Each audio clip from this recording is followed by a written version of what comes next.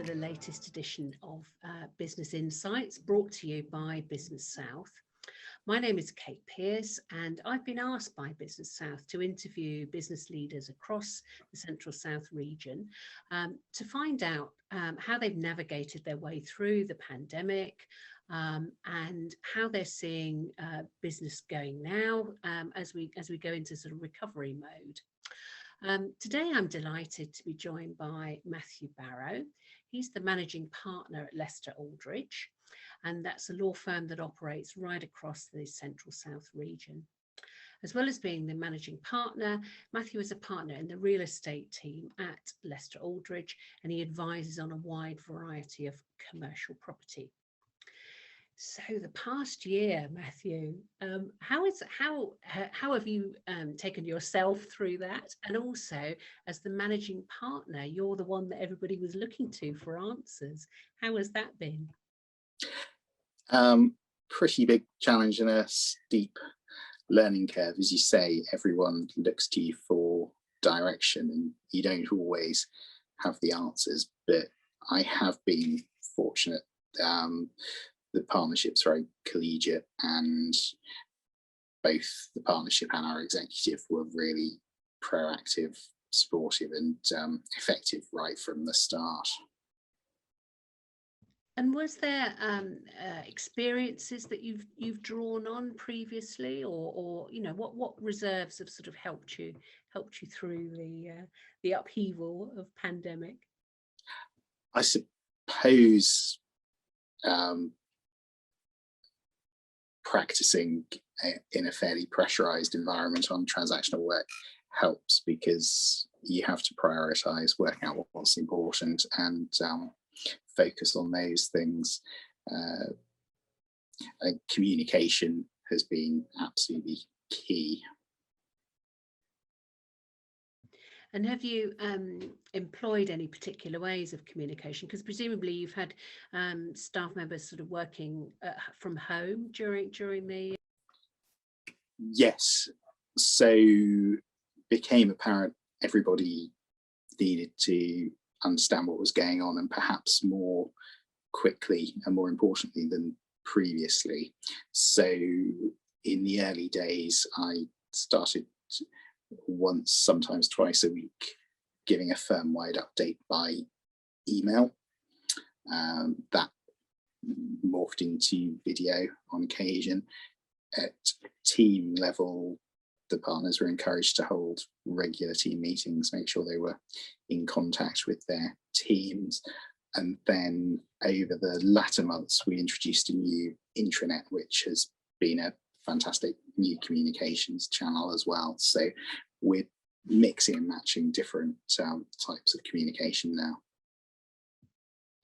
And as I mentioned, they're working from home has been one of the biggest changes that we've seen, and I guess there are benefits and challenges with doing that, aren't there?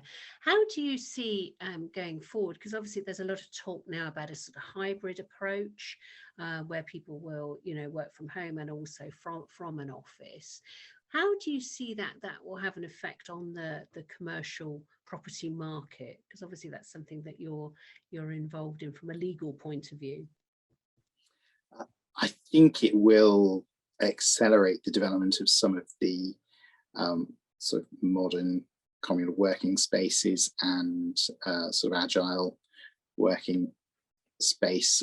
I can't see us all coming back to the office full time, and certainly there's not going to be a big bang. It will be a gentle and gradual reintroduction. We recognise that some roles do need full-time presence in the office, but a lot of the time there can be a mix of home and office working. It needs to be managed so teams are together. There's certainly no substitute for teams meeting in person regularly. And so do you foresee that there will be a lot of commercial property available? Are we likely to see that being reused, do you think, in other more innovative ways? I think actually offices will change so they have more collaborative and communal space. Doesn't actually mean you can get away with less space. We've been looking at it, and even if we have a number of our people not in the office all the time, we'll reuse the space we have, not necessarily reduce it.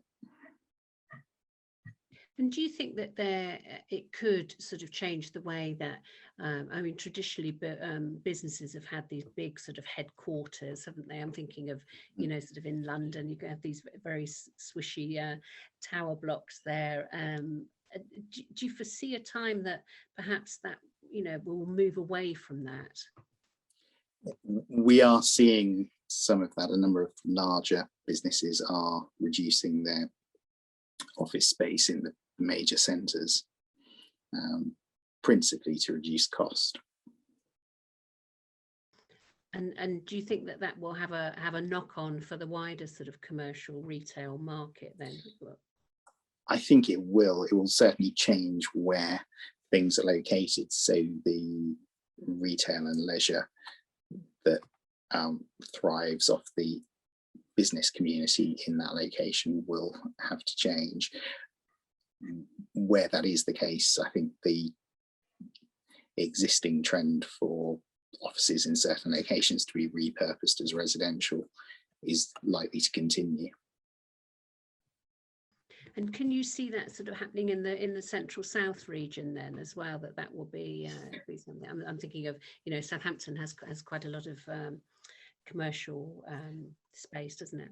Yes, to a degree there will be some of that. We can also see some businesses that had expensive offices in London relocating to lower cost bases because people don't have to commute every day. So it really has, you know, has made us rethink our way of working, hasn't it? How have you personally found working from home? Has that been a challenge, or have you quite enjoyed it? I found it a challenge. I think the best part of my job is talking to people and just having the informal, off-the-cuff conversations from which you can learn a lot about what's going on in the business, what people are thinking.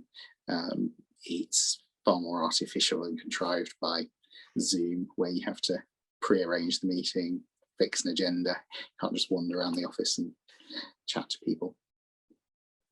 And often it is that, you know, you gain so much, don't you, from those off-the-cuff discussions and you know, just seeing how people are performing and you know, in that environment, it can be very helpful, can't it? Indeed. And I think certainly that's also had an impact on people's development. They've missed out on just overhearing and absorbing what they would in normal times. And it's difficult as well with, you know, where you have a way of working, don't you? Yeah, for people to pick that up. If they've just been taken on during the pandemic and have only known working from their back bedroom, then they don't know the Lester Aldridge way, do they? Absolutely. And however good and proactive you are at holding Zoom meetings and giving formal feedback, there's still that bit that's missing. Would you say at the moment it's a good time to be investing in commercial property? Of the right type. It's very divided by sector. I think retail has been hard hit by the pandemic, and the retail market is changing significantly. So if you were investing in retail, for example, I think you need an eye to something that could be repurposed or redeveloped. And the same goes for hospitality and leisure. So do you think that there will be, as a result, there will be quite a lot of movement within those areas? Yes, and I think our town centres and traditional retail centres will continue to change. That sort of moves towards more of an experience, doesn't it? They always talk about the sort of creating experiences, not just a shop, don't they? But and that allows, I guess, smaller operations to come into areas as well. You know, more Indeed. Yes, it might be less homogenous. The sort of town centres might start looking a bit different again, rather than all having the same brands and exactly the same shops. And when you're sort of looking ahead now, how long do you think it might be for the market to recover? Are you sort of looking at any particular dates ahead? We've stopped predicting. Last year, on about 3 or 4 occasions, we made plans for a gradual return to the office, and each time that stopped. And the market as well, where we predicted things to speed up, slow down, we didn't call it right. The pandemic was too fast moving, really. Yes, yeah, and it's I suppose, so if there are things to be learned, is that one of the things you've learned, that it's very difficult to predict?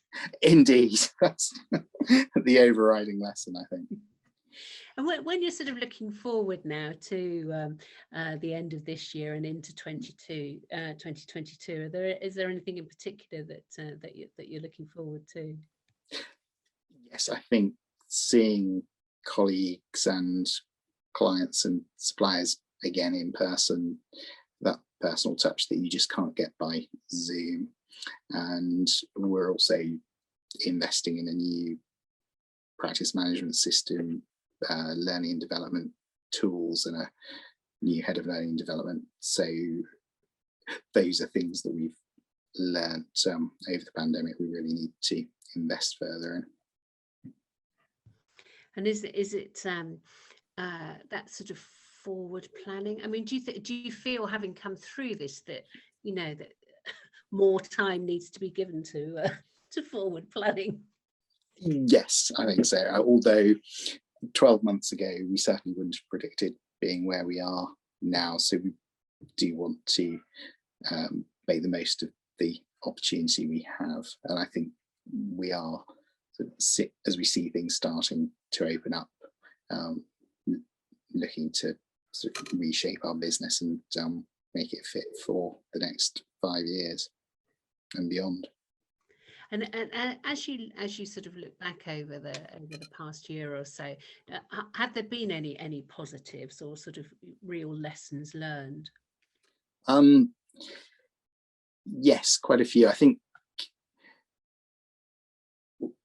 we've seen how flexible and adaptable people can be, and actually how in adversity pretty much everyone at the firm has done their best for the firm and for each other. It really has stood out to me, and it's what's frankly inspired me to keep going in the toughest times. And it is that sense of community, isn't it? And also, like you say, just thinking, wow, people are really in the toughest of circumstances. People are doing really well, aren't they? And like you say, that does inspire, doesn't it? It's especially those who've come into direct contact with COVID and sort of come through that, and looking after their kids and home learning and all that sort of. I mean, there was so much, wasn't there, that was thrust upon us. Yes, frankly, I don't think anybody has had it easy throughout. Everyone's had tough times, but by supporting each other, I think we've got through it very well. And finally, are there anything that you can share about sort of how you've remained focused through the time? Because obviously I would imagine there's lots of things coming in from the side that you didn't quite anticipate.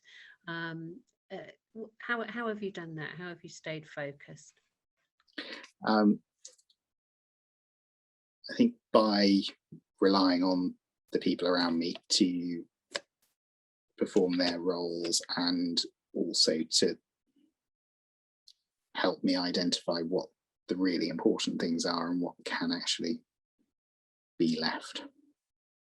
So as you say, you can't do everything. It's knowing the difference between urgent and important, isn't it? Indeed. I've always struggled with that one. Yes, sometimes I ask for help identifying that as well. And is there anything else, Matthew, that you'd like to share today? Anything else that has come through? Any sort of standout moments? Well, we are due to go live with the new practice management system tomorrow.